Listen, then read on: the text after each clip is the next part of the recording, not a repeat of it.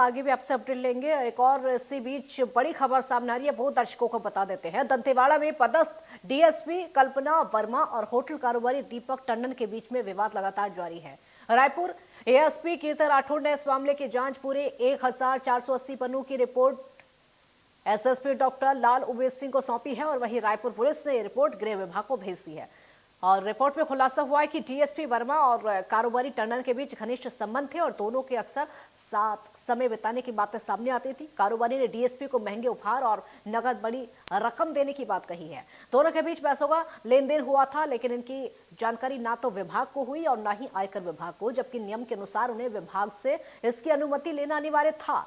जांच में यह भी सामने आया है कि डीएसपी ने दंतेवाड़ा नक्सल ऑपरेशन में जुड़ी हुई कई गोपनीय जानकारियां भी लीक की। उन्होंने कारोबारी को संबंधित रिपोर्ट व्हाट्सएप के जरिए दी और कई वरिष्ठ अधिकारियों के चैट भी टंडन को दिखाती थी।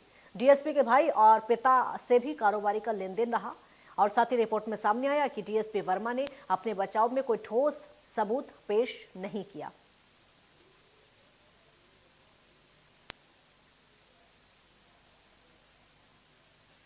तो डीएसपी को लेकर तमाम सवाल अब इस मामले में उठ रहे हैं। सुधीर हमारे साथ लगातार बने हुए हैं। सुधीर, डीएसपी को लेकर लगातार सवाल उठ रहे हैं।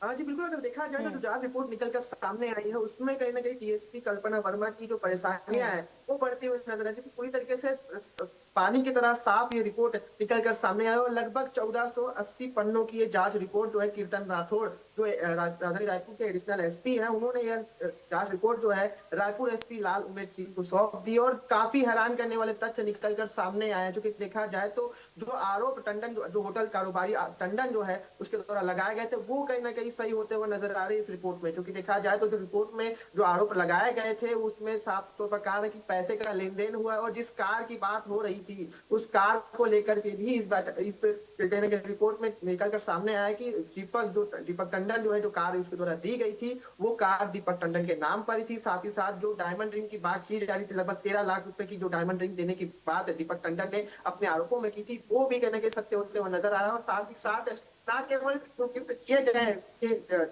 कल्पना वर्मा जो है जिनको गिफ्ट दिए गए हैं उसकी आयकर विभाग को भी जानकारी दी गई। साथ ही साथ पूरी तरीके से तमाम गिफ्टों को छुपाने का काम जो कल्पना वर्मा द्वारा किया गया और साथ ही साथ इस जांच रिपोर्ट में एक बात और निकलकर सामने आई कि जो दंतेवाड़ा में जो ऑपरेशन चलाए जा रहे थे उनकी भी जानकारी जो है वो दीपक टंडन को दी गई खुफिया तौर पर। जिस प्रकार से न केवल नक्सल ऑपरेशन की बल्कि जो अन्य वरिष्ठ अधिकारी है उनके चैट्स भी जो है वो कहीं ना कहीं उनके द्वारा लीक किए गए थे दीपक टंडन को। तो मानते थे काफी बड़ी लापरवाही है और साथ ही साथ रिपोर्ट में जो तथ्य निकलकर सामने आए हैं वो काफी हैरान करने वाले हो। बहरहाल जो रिपोर्ट है रायपुर एसपी को सौंप दी गई और रायपुर एसपी ने ये रिपोर्ट जो है गृह विभाग को सौंप दी। और अब देखना खास होगा कि इस पूरे मामले में क्या कुछ कार्रवाई जो है गृह विभाग करता, परंतु इस जांच रिपोर्ट के सामने आने के बाद जो है डीएसपी कल्पना वर्मा की जो दिक्कतें हैं वो बढ़ने वाली है और अब क्या कुछ कार्रवाई जो है गृह विभाग करता है ये अब देखने वाली बात होगी। बहुत शुक्रिया सुधीर इस पूरी जानकारी के लिए। तो क्या कुछ विभाग इस मामले